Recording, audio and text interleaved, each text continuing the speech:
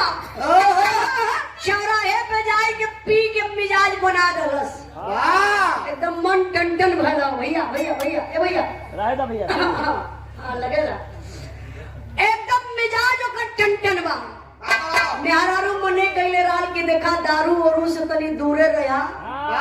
पियबो करा त मुंह बांध के बैठिया काहे मुंह बांध के बैठिया कहीं माफी कम मेहरारू बड़ा अपने मरद से परेशान रहा कसम उसम खियवले रहा वैसे हमके लगत बा कि जे दारू पियला ओकर मेहरारू ज्यादा परेशान रहेले कहीं मान कहीं है सिंटू का पापा जात होगा ना कुल करिया लेकिन दारू मत पिया मरद पी के आए गए मेहरुआ कलश को होए मुआना के बहिनम कलिया मना कैली और तब ले आज फिर ढकेल के आए गए अच्छा तो ये भैया पिए वाले के 3 चीज याद रहेले जानतो का कौन कौन आपन माई आपन मेहरारू आपन बहिन दूसरे के मेहरारू अगर रोड पे जाई तो जहाँ तो खूब पिए ले रही है फोन रही है गोड़ एकदम ढंगलात रह गए क्या गजब का माल से देख के मजा आ गया अरे वाह माल बहुत गजब वाह अरे माल हाँ बतावा दूसरे के मेहरारू तब माल बा लेकिन घरे गईला मेहरारू लेके बेलना खड़ी भइल कहले का हो पियले हुआ तो है नटैया पकड़त हो कहला मैं नहीं पिया हूँ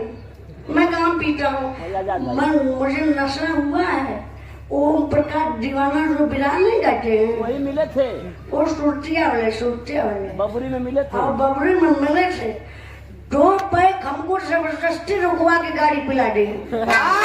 मेरी मजबूरी हो गई कि पी लेता हूँ फिर अब नहीं पीऊंगा मेहरारू का सुना तो के ढेर रुपया आवे ना तो कल ही से सुनिला चल क्यों नहीं कि हम सुता बहुत पागल हो पीने वाली में हाथ कोई सत्ता नहीं बचूंगा शक्कर मेरा रोड की क्या सुनती अरे हमार भौजाई खुदे लाखों में एक है अगर ये गलतो करिए तो पावन खुदे ऐसा नहीं ला के इनकर हार का पल के कहना ना उजाला लेके बता दिए ऐसा बात ना बा जानत या प्यारारो वाला सुना अगर आज पियला तो चलो वही ओम प्रकाश के घरे बैठब हम उनसे रुपया मांगब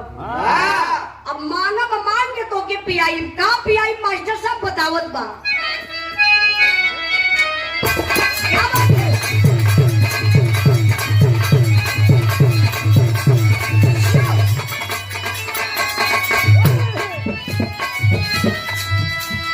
चल पिया राजा जी हो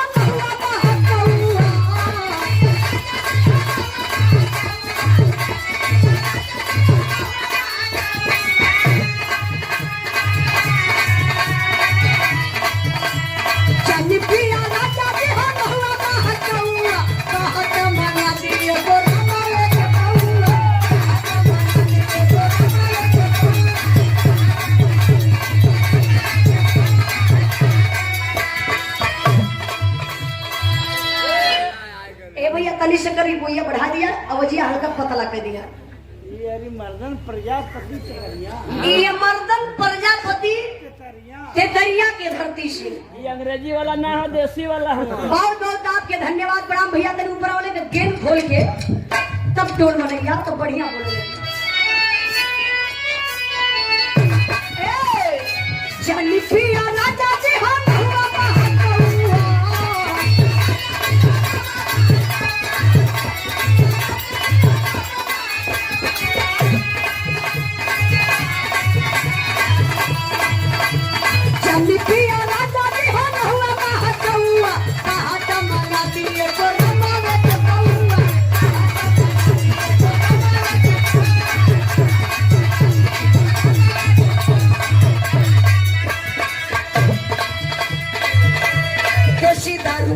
में 1000 बाटे खतरा आप लोग भी ध्यान दिया बहुआ वाली बड़ी खतरनाक बा केतना का बेटा मरले केतना का भतरा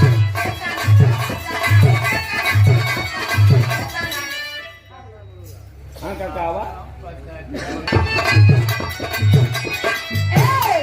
कैसी दारू पिए में हजार बातें खतरा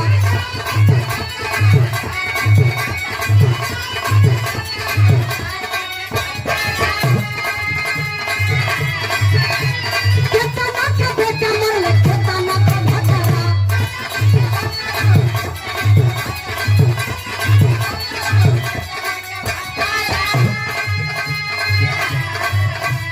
माना जी जमा जाते सदा ससुआ